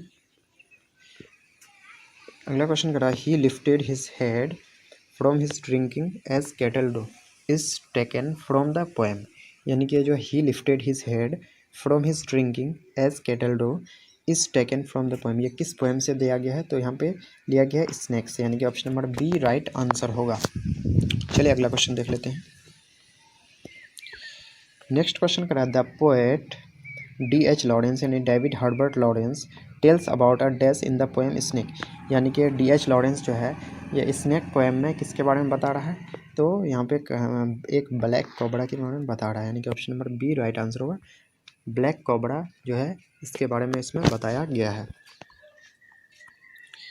अगला क्वेश्चन है the speaker hits the snake with a dash, यानी स्पीकर यानी कि जो राइटर हैं स्नेक के, या स्पीकर उसको बोल सकते हैं, यानी D.H. लॉरेंस जो है वो स्नेक को हिट किया, मारा किससे मारा, तो लॉग से, लॉग मतलब लट्ठा या फिर उसको लट्ठी बोल सकते हैं, लॉग से वो उसको स्नेक को मारा। अगला क्वेश्चन देख लेते हैं। अगला है the poet had desire to talk to dash, poet को ये डिज़ायर था, उसके अंदर ये इच्छा थी, ख्वाहिश थी किससे बात करने का, तो स्नेक से बात करने का। पोएट के अंदर ये डिज़ायर था, ख्वाहिश था, इच्छा था क्या करने का, उस स्नेक से बात करने का। चलिए अगला क्वेश्चन देख लेते हैं। अगला क्वेश्चन कर रहा है the phrase a king in exile in the poem snake stands for, यानी कि जो ये फ्रेज जो है अ किंग इन एग्जाइल, ये स्नेक पोएम में किसकी ओर इशारा करता है, यानी कि किसको डिनोट करता है, तो ये जो है किंग इन एग्जाइल ये जो है डिनोट करता है स्नेक को, द स्नेक को, option number B right answer होगा। अगला क्वेश्चन देख लेते हैं। अगला क्वेश्चन क्या कर रहा है। अगला क्वेश्चन कह रहा है एटना, एटना इज इन, तो एटना एक जगह का नाम है, ये हो जाता है सिसिली में है। इस सिसिली जो है ना इटली में पड़ता है, इटली का एक द्वीप का नाम है सिसिली। सिसिली में जो है एक जगह है एटना, तो ध्यान रखना है इसको। अगला क्वेश्चन देख लेते हैं।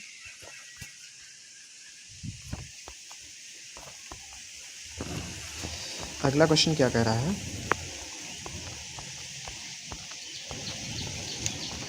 अगला क्वेश्चन कह रहा है D.H. Lawrence exhorts the values of primitive life in dash.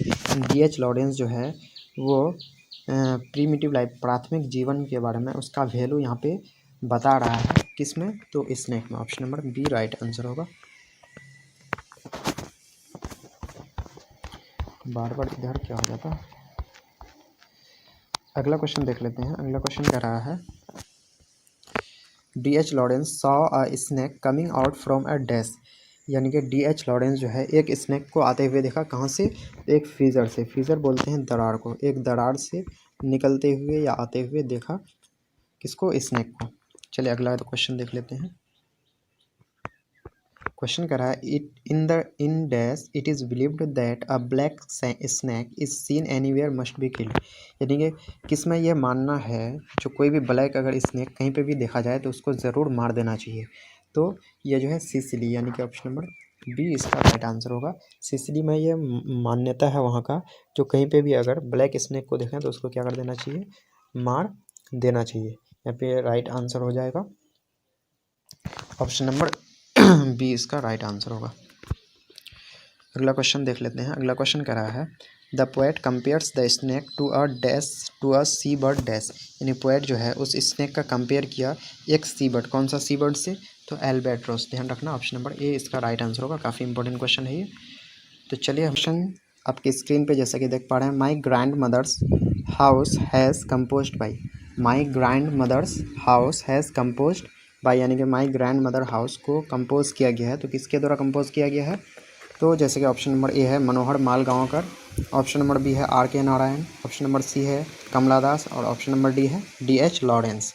तो यहाँ पे राइट आंसर होगा ग्रैंड मदर्स हाउस को कंपोज किया गया है कमला दास के द्वारा। तो बिल्कुल आपको ट्रिक के द्वारा इसको बताया गया है ये एक वीडियो में, जो कि प्रोज और पोएट्री सेक्शन का दो वीडियो है, एक प्रोज का है और एक पोएट्री सेक्शन का है, जिसमें आपको बिल्कुल ट्रिक के द्वारा बताया गया है। उसको आप जाकर के प्लेलिस्ट में देख सकते हैं।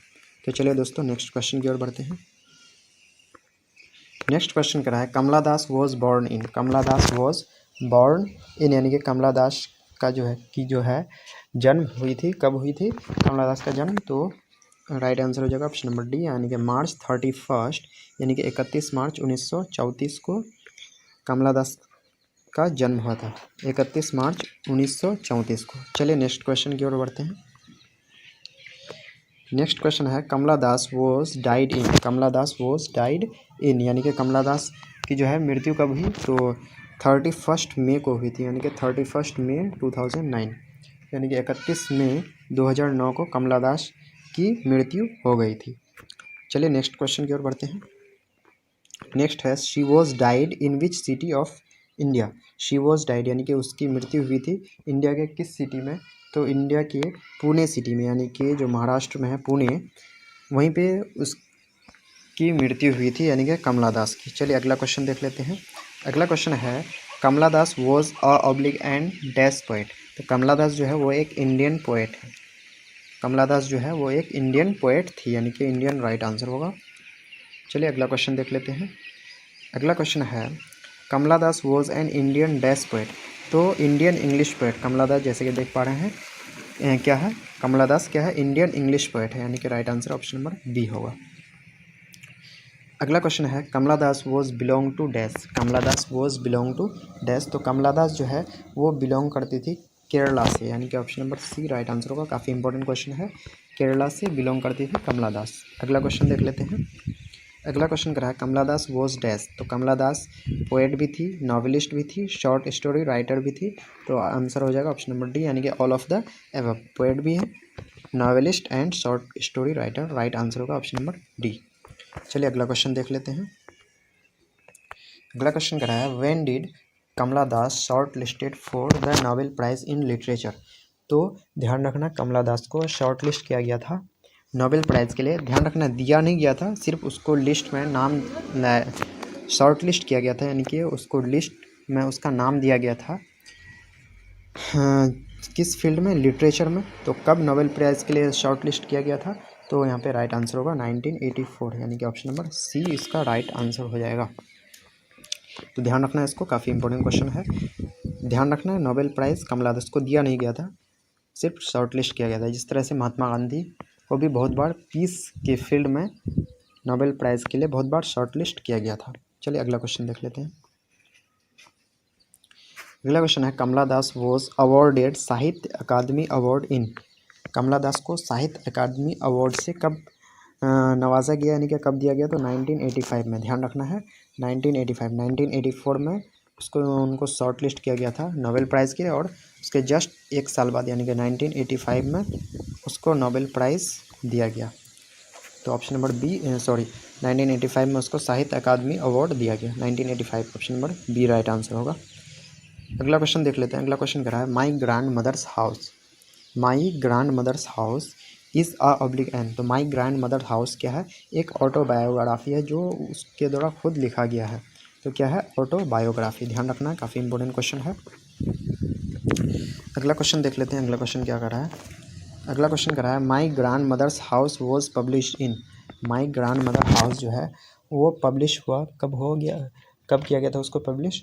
तो यहाँ पे राइट आंसर हो जाएगा ऑप्शन नंबर डी, यानी कि 1965 में उसको पब्लिश किया गया था माई ग्रैंड मदर हाउस को। तो काफ़ी इंपॉर्टेंट क्वेश्चन है ये भी। चलिए अगला क्वेश्चन देख लेते हैं। अगला क्वेश्चन है कमला दास फर्स्ट बुक ऑफ पोएट्री। कमला दास के पोएट्री का पहला बुक का क्या नाम था? तो उसका नाम था समर इन कोलकाता, यानी कि summer in Calcutta, summer in Calcutta इसका राइट आंसर होगा। काफ़ी इंपॉर्टेंट क्वेश्चन है। अगला क्वेश्चन देख लेते हैं। अगला है her second book of poetry is. उसका जो है पोएट्री का सेकेंड बुक का क्या नाम है? तो उसका सेकेंड बुक का नाम है the descendant. The descendant, descendant मतलब होता है वंशज। क्या होता है? वंशज। तो उसका पोएट्री का सेकेंड बुक का नाम ये था, द डिसेंडेंट। चलिए अगला क्वेश्चन देख लेते हैं। अगला क्वेश्चन है her autobiography published in. Her autobiography published in, तो उसका जो ऑटोबायोग्राफी है वो पब्लिश हुआ था 1976 में। ऑप्शन नंबर डी इसका राइट आंसर होगा। अगला है Kamala Das is talking about her dash who is dead now. Kamala Das जो है इस पोएम में टॉक कर रही है, बात कर रही है किसके बारे में? तो अपने ग्रैंड मदर यानी कि अपने दादी के बारे में बात कर रही है, जो कि अब क्या हो चुकी है? मर चुकी है। अगला है the house sent into silence due to death of the dash, यानी कि हाउस जो है बिल्कुल हाउस में सन्नाटा छा गया था। कब? किस कारण से? क्योंकि उस जो है वीमेन का क्या हो गया था, यानी कि उसकी दादी का क्या हो गया था? डेथ हो गया था। ऑप्शन नंबर बी इसका राइट आंसर होगा। अगला क्वेश्चन कह रहा है she noticed a dash behind the door of the bedroom. वह जो है नोटिस किया, ध्यान दिया किस पर? एक डॉग पर जो कि बेडरूम के डोर के पीछे था, उस पर वो नोटिस किया, यानी कि उसकी अचानक उस पर नज़र गई। तो दोस्तों यहाँ पे हम लोगों ने जो लास्ट चैप्टर था पोएट्री सेक्शन का, यानी कि माई ग्रैंड मदर्स हाउस, इसका जो इम्पोर्टेंट ऑब्जेक्टिव क्वेश्चन है इसको आज हम लोग इस वीडियो में कवर कर चुके हैं। तो अगर दोस्तों आपको वीडियो अच्छा लगे तो वीडियो को लाइक करके अपने दोस्तों के साथ शेयर कर दीजिएगा और चैनल को सब्सक्राइब करके बेल आइकन को प्रेस कर लीजिएगा। और हाँ, अगर प्रोज और पोएट्री सेक्शन के ऑथर्स का नाम आप अब तक याद नहीं किए हैं तो उसको याद करने के लिए ट्रिक का वीडियो बनाया जा चुका है, उसको आप देख सकते हैं प्लेलिस्ट में जा कर के, इंग्लिश के प्लेलिस्ट में जा कर के आपको वहाँ से 5 नंबर बिल्कुल आपका पक्का हो जाएगा। चलिए मिलते हैं नेक्स्ट वीडियो में। जय हिंद, जय भारत।